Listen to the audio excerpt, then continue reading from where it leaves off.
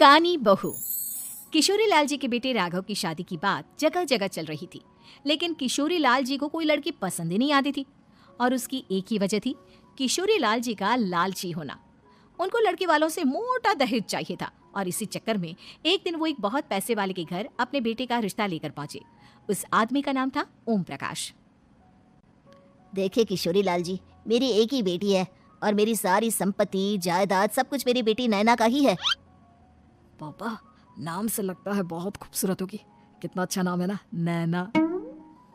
ओ वैसे बात तो सही है आपकी। अब इतना पैसा है, जमीन जायदाद है, इकलौती बेटी, आप भी क्या करेंगे? सब कुछ उसे ही देंगे ना। बिल्कुल ठीक पहचाना आपने। बस बेटी की शादी और सारी जायदाद उसके नाम। पापा, बिना देखे हाँ कर दीजिए ना। इतना अच्छा रिश्ता फिर कहाँ मिलेगा? माला माल हो जाएंगे हम। मैं अपनी बेटी को बुलाता हूँ। अरे नहीं नहीं नहीं नहीं, आपकी बेटी का नाम नैना है, सुनकर ही लगता है बहुत सुंदर होगी। रहने दीजिए अंकल, मैं तो आपकी बेटी के नाम से इतना खुश हो गया हूँ कि उसे बिना देखे शादी करने को तैयार हूँ। अब तो मैं उसका चेहरा सीधे शादी के बाद ही देखूंगा। और इस तरह राघव नैना का चेहरा नहीं देखता और उससे शादी कर लेता है। शादी के बाद अपनी सुहाग रात पर जब राघव नैना का घूंघट उठाकर देखता है तो नैना की आंखें बंद थी। कितने खूबसूरत हो तुम नैना, जरा अपनी आंखें खोलकर मेरी तरफ देखो तो सही। नहीं, मुझे शर्म आती है। अरे मैंने तुम्हें शादी से पहले भी नहीं देखा, और अब अगर तुम आंखें खोलकर मुझे देखोगी भी नहीं तो मुझे अच्छा कैसे लगेगा? इससे पहले कि नैना अपनी आंखें खोलकर राघव की तरफ देखती, अचानक से लाइट चली गई और राघव नैना को पूरी तरह से देख भी नहीं पाया। अगली सुबह नैना राघव के लिए नाश्ता बनाकर लेकर आई। अरे ये क्या, आधा पराठा सेका हुआ है और आधा बिल्कुल कच्चा। ये तुमने क्या किया नैना? बहू, तुमने क्या आधा पराठा तवे से नीचे लटका कर रखा था, जो आधा सेका है और आधा कच्चा? मुझे जितना दिखेगा उतना ही तो सीखूंगी ना पापा जी। जहाँ जहाँ मुझे नजर आ रहा था वहाँ मैंने सीख लिया, जहाँ जहाँ नहीं दिखा वहाँ कच्चा रह गया होगा। इसका क्या मतलब है? ये कैसा मजाक कर रही है तुम? अरे बहू, तुमने इतना लंबा घूंघट क्यों लगाया हुआ है? देखो, हमारे घर में बहुओं को बेटी की तरह रखा जाता है, और फिर तुम तो इतना सारा माल लेकर आई हो। देखो, ये घूंघट डालकर रखने की कोई जरूरत नहीं है। हाँ नैना, पापा जी ठीक कह रहे हैं, तुम तो आराम से रहो, अपना ही घर समझो। नैना अचानक से अपना घूंघट उठा लेती है। अरे ये क्या पापा, नैना की तो एक आंख फूटी हुई है। नाम से नैना, लेकिन ये तो कानी बहू निकली। मेरे साथ धोखा हुआ है, धोखा। बिना दिखाए अपनी कानी लड़की मेरे संग ब्याह दी। मुझे कानी बीवी नहीं चाहिए।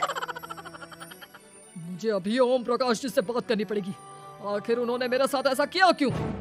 अरे आप लोगों ने ही तो पापा से कहा था कि आप लोग शादी से पहले मुझे देखना नहीं चाहते। अब मेरे पापा पर क्यों इल्जाम लगा रहे हैं? अरे लेकिन उन्हें बताना तो चाहिए था ना कि तुम कानी हो, एक आंख से तुम्हें दिखाई नहीं देता। किशोरी लाल और राघव नाराज होकर ओम प्रकाश को अपने घर बुलाते हैं।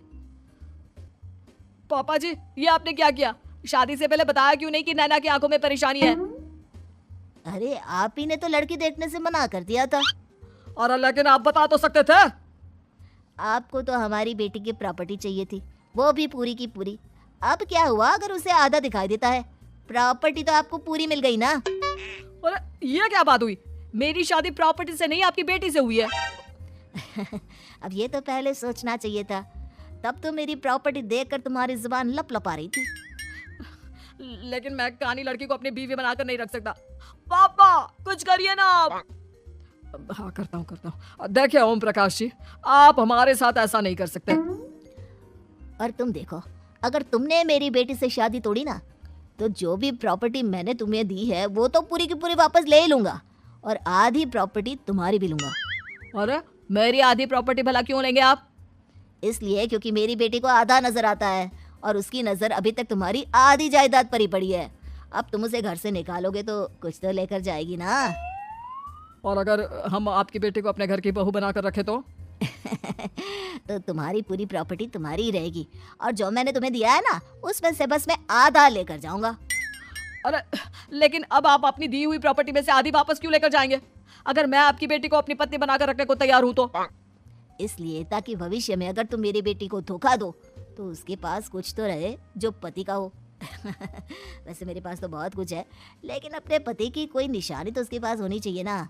अब अगर तुमने मेरी बेटी को कानी कहा तो तुम्हें प्रॉपर्टी भी कानी ही मिलेगी, पूरी नहीं। जमाए राजा।